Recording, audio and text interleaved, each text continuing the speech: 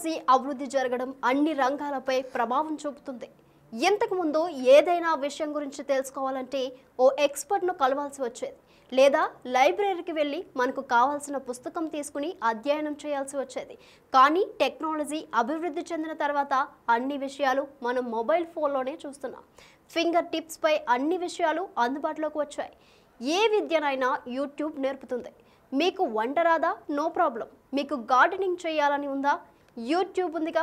మీకు ఆధారాలు దొరకకుండా ఎవరినైనా చంపాలనుందా? శవాన్ని ఆనవాలు లేకుండా దొరకకుండా చేయాలనుందా? ఇలా ఏం చేయాలన్నా యూట్యూబ్లో వీడియోలు అందుబాటులో ఉన్నాయి. టెక్నాలజీతో పాటు అందుబాటులోకి వచ్చిన వినోద సాధనాలు మనుషులను క్రూరంగా మారుస్తున్నాయి. మంచి చేయడానికి ఏ టెక్నాలజీ గుర్తుకురాదు, కానీ చెడుకైతే యూట్యూబ్ గుర్తుకొస్తుంది, ఓటీటీ గుర్తొస్తుంది. క్రైమ్ సినిమాలు, ఒళ్ళు గగ్గురు పొడిచే వెబ్ సిరీస్లు అన్నీ చకచకా గుర్తొస్తాయి.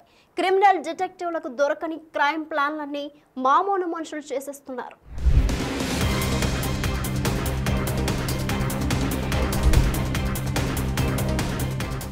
మనుషులలో రాను రాను సున్నితత్వం కనుమరుగవుతుంది. చాలా కఠినంగా తయారవుతున్నారు. ఆర్మీ జవాన్ గురుమూర్తినే చూడండి. తను కట్టుకున్న భార్యను ఎంత క్రూరంగా చంపేశాడు. ఆ మర్డర్ ప్లాన్, సినిమాటిక్ సీన్లు చూస్తుంటే భయానికే భయం పుట్టేలా ఉన్నాయి. మనం ఎన్నో హర్రర్ సినిమాలు చూసాం, కానీ ఆర్మీ జవాన్ గురుమూర్తి రియల్గా హర్రర్ సినిమా చూపెట్టాడు. గురుమూర్తికి బాధ్యత లేదా? ప్రకాశం జిల్లా నుంచి వచ్చి ఇక్కడ బతుకుతున్నాడు. అనుమానం వస్తే చంపడమేనా? కూర్చొని మాట్లాడుకోవాలి కదా. నచ్చకపోతే వదిలేవచ్చు, లేదా వారి పేరెంట్స్కి అప్పచెప్పొచ్చు. కానీ ఇలా చంపడం ఏంటి? ముక్కలుగా నరకడం ఏంటి? కోపం వస్తే నరకడమేనా? మానవత్వం ఎక్కడికి పోయింది? భార్య భర్త అనే బంధువులకు అర్థమేది? కోపాన్ని కంట్రోల్ చేసుకోలేదు గురుమూర్తి. క్లూస్ దొరకకుండా ఎలా చంపాలో యూట్యూబ్లో సెర్చ్ చేశాడు. భార్యను చంపి ముక్కలుగా చేసి కుక్కర్లో ఉడకబెట్టి ఆ తర్వాత ఆరబెట్టి పొడి చేసి చెరువులో కలిపేశాడు. ఇదంతా యూట్యూబ్ మహత్యమే కదా. గురుమూర్తి ఒక్క రోజులోనే ఏదో ఆవేశంలో చేసిన పని కాదు ఇది. ఆనవాళ్లు దొరకకుండా ఎలా చంపాలి అనే విషయంలో చాలా రీసెర్చ్ చేశాడు. క్రైమ్ థ్రిల్లర్ సినిమాలు, హర్రర్ సినిమాలు, సీరియల్ మర్డర్ సినిమాలు చాలా చూశాడు. కత్తి ఎక్కడ కొనాలి, కవర్లు ఎక్కడ పారేయాలి, రక్తం రాకుండా ఏ రసాయనాలు వాడాలి, బయటకు వాసన రాకుండా ఎలాంటి యాసిడ్లు పోయాలి వంటివన్నీ సినిమాలలో చూసి తెలుసుకున్నాడు. ఈ మధ్య కాలంలో రీసెంట్గా సూక్ష్మదర్శిని అనే మలయాళం మూవీ ఓటీటీలోకి వచ్చింది. సొంత చెల్లినే చంపేసి చిన్న క్లూ కూడా దొరకకుండా రసాయనాలతో బాడీనంతా ద్రవంలో మార్చేసి డ్రైనేజీలోకి వదులుతారు. గురుమూర్తి ఈ సినిమాను ఖచ్చితంగా చూసే ఉంటాడు.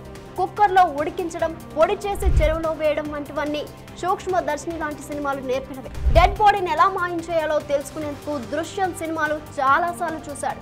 ఇది నేటి సినిమాలో నేర్పే నాలెడ్జ్.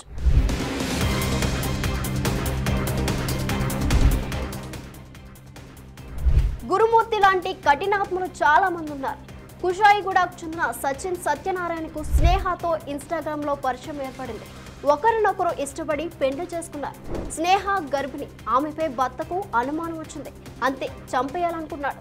నిండు గర్భిణి అని కూడా చూడకుండా ఆమెపై కూర్చొని చంపేశాడు. శిశువు బయటకు వచ్చింది. ఇలాంటి ఐడియాలు ఎలా వస్తాయి? ఎక్కడ చూసి నేర్చుకుంటున్నారో ఓసారి ఆలోచించండి.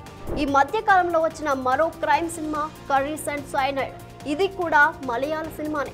ఒకే ఇంట్లో జరిగిన 6 వరుస హత్యల నేపథ్యంలో జూలీ జోసెఫ్ అనే మహిళ కథ ఆధారంగా ఈ సినిమా తీశారు.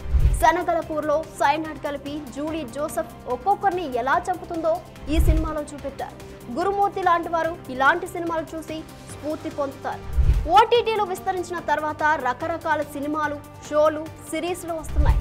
అనవసర చెత్తనంతా మెదడులో ఎక్కించుకుని తర్వాత క్రిమినల్గా మారే అవకాశాలు ఎక్కువగా ఉన్నాయి. కాబట్టి అలాంటి వాటికి దూరంగా ఉండడం మంచిది. ముఖ్యంగా అడల్ట్ కంటెంట్, క్రైమ్ను ప్రేరేపించే సిరీస్లు చాలా ఉన్నాయి. కాబట్టి పిల్లలకు ఫోన్లు ఇవ్వకపోవడమే మంచిది. ఈ క్రిమినల్ సైకాలజీ సమాజంలో పెరగడం గురించి మీరేమంటారో కమెంట్ రూపంలో తెలియజేయండి. For more videos like this, subscribe Big TV channel.